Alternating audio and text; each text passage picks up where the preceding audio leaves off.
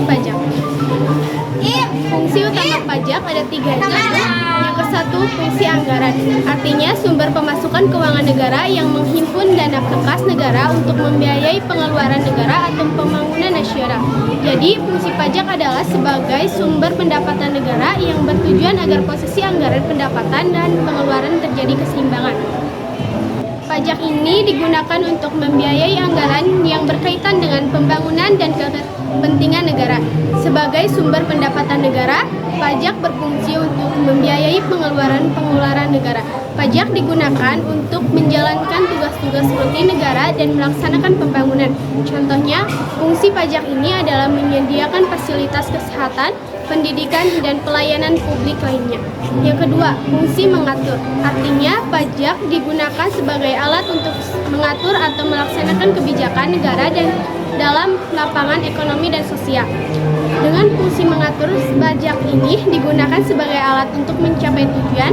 Contohnya, untuk melindungi produksi dalam negeri, pemerintah menetapkan bea masuk yang tinggi untuk produk luar negeri.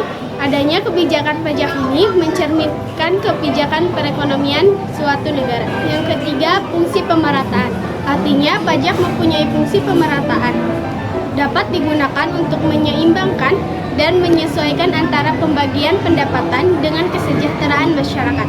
Dengan demikian, pajak berfungsi untuk pemerataan pendapatan masyarakat. Fungsi pemerataan ini adalah pajak dapat digunakan untuk menyesuaikan dan menyeimbangkan antara pembagian pendapatan dan kesejahteraan masyarakat.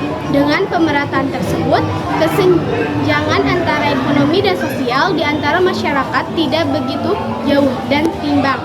Fungsi distribusi ini berarti pemerataan atas pendapatan masyarakat dan pembangunan negara. Di sini saya akan menjelaskan tentang tujuan pajak. Tujuan pajak mencakup berbagai aspek. Yang pertama adalah untuk pembangunan di publik.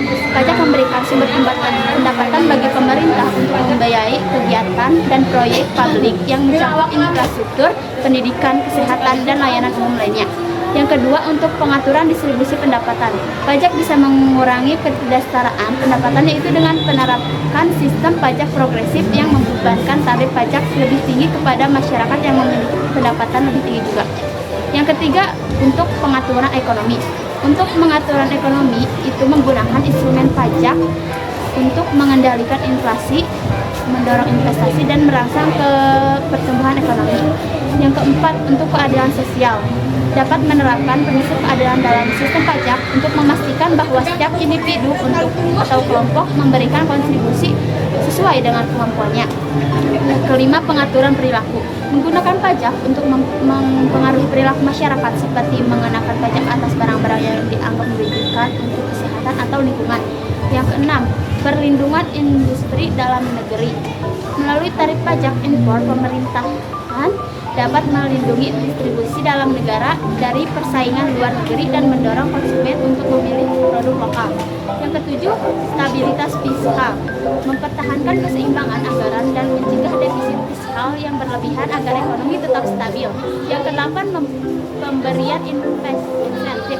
Memberikan insentif kepada sektor-sektor tertentu melalui pembebasan pajak atau keringanan fiskal untuk mendorong investasi dan pertumbuhan ekonomi. Hai semuanya, saya di sini akan melanjutkan materi dari kedua teman saya. Peran pajak ada 4. Yang pertama, berfungsi sebagai alat demokrasi di Indonesia untuk melaksanakan pembangunan. Yang kedua, yaitu permintaan negara di pajak akan meningkatkan tabungan pemerintah. Yang ketiga, masyarakat harus menyadari dan merasa meniperdek kenikmatan atas pembangunan segala bidang yang dijalankan. Yang terakhir, yaitu yang keempat, berkelangsungan pembangunan Indonesia memerlukan biaya dan